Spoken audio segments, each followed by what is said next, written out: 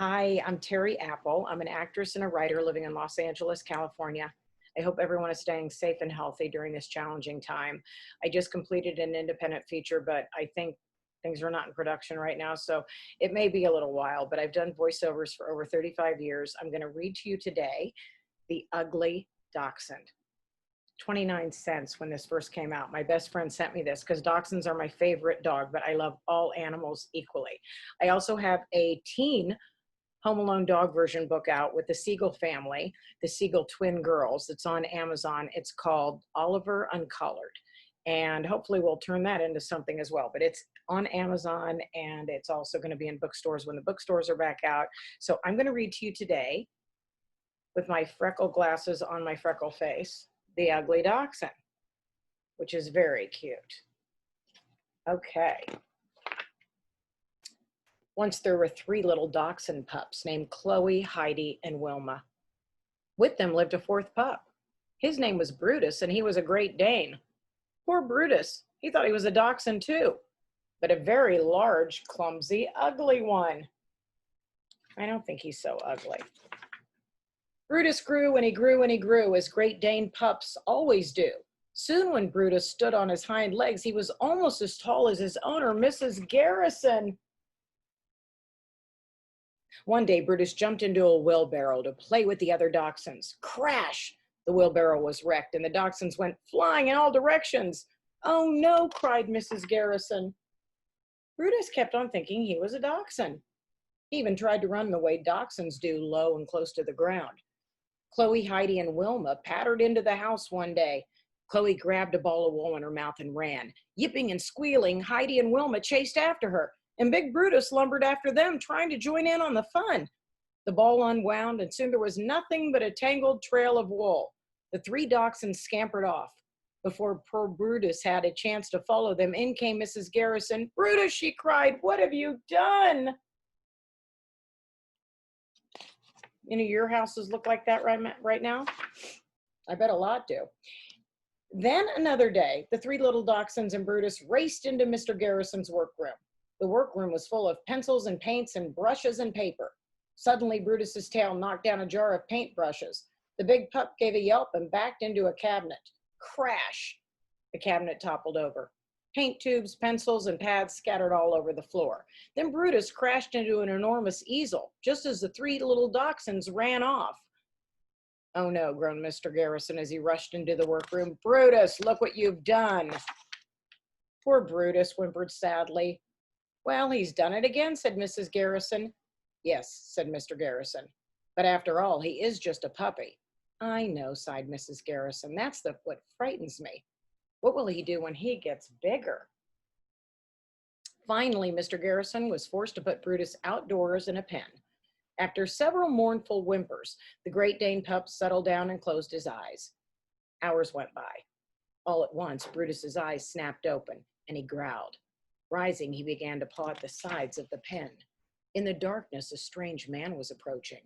Brutus charged. In one big jump, he was out of the pen. With a flying leap, he knocked down the stranger, and a gun flew through the air. The stranger jumped into a tree, Brutus looking after him. The man swung himself up into the tree just in time, Brutus circling below, barking loudly. Inside the house, Mr. and Mrs. Garrison thought that Brutus was barking because he was lonely. They turned over and went back to sleep. Poor Brutus. In the morning, the strange man he had chased up the tree turned out to be a policeman looking for prowlers. Mr. Garrison was sorry that the policeman had spent all night up in the tree, but he was delighted that Brutus was such a good watchdog. So Brutus stayed on with the Garrisons and the dachshunds.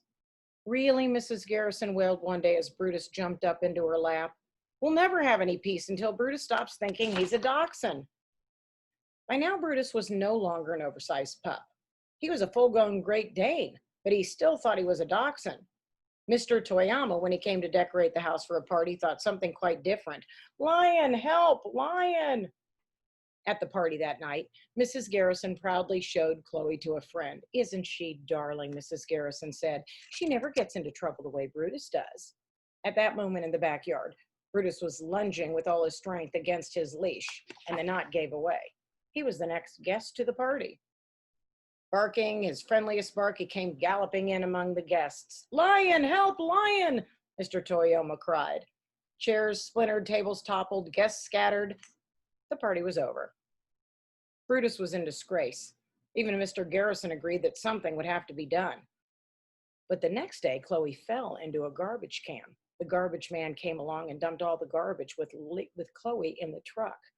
And he was just about to drive off when, woof, woof, Brutus barked and blocked his way. Mr. and Mrs. Garrison came running out to scold him. But then they heard Chloe yipping faintly inside the truck. "Gosh," said the garbage man when Chloe had been rescued. "I bet that's why Brutus wouldn't let me leave." "It does look that way, doesn't it?" said Mrs. Garrison fondly. Mrs. Garrison no longer complained about Brutus, but to her he was nothing more than a sweet, clumsy ox of a dog. This troubled Mr. Garrison so much that he decided then and there to enter Brutus into the Fairview Dog Show. Could Mr. Garrison train Brutus in 2 short weeks? The Fairview Dog Show was right around the corner. "Well, I can try," he told himself. With the help of Doc Pruitt, a friendly kennel owner, he tried and tried. Brutus learned to heel and stay, but after many hours of hard work, Doc Pruitt could only scratch his head in puzzlement. "Why does he droop that way in the middle?" he asked. "I'll tell you why," Mr. Garrison said gloomily. "He still thinks he's a dachshund." The day of the Fairview Dog Show arrived.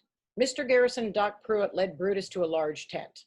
His eyes wide and staring, Brutus saw for the first time a Pekingese, a poodle, a bulldog, and other Great Danes. Swallowing hard, Mr. Garrison led Brutus to the show ring. And there, for the first time, Brutus saw all of his other Great Danes. How tall and strong they were, how handsome, what a proud Great Dane they were. Brutus eyed the other Danes. Suddenly he lifted his head proudly. At last he knew he was a Great Dane. Can you guess which Great Dane won first prize that day? Brutus won. And as for Mrs. Garrison, she was both surprised and delighted. There are still 3 little dachshunds living with the Garrisons, and with them lives a 4th dog of whom they're very proud. He is a huge and handsome Great Dane, and Brutus is his name. So I hope everybody stays safe. Go give all your little doggies, kitty cats, and all your animals a kiss, and thank you for letting me be a part of this. Bye.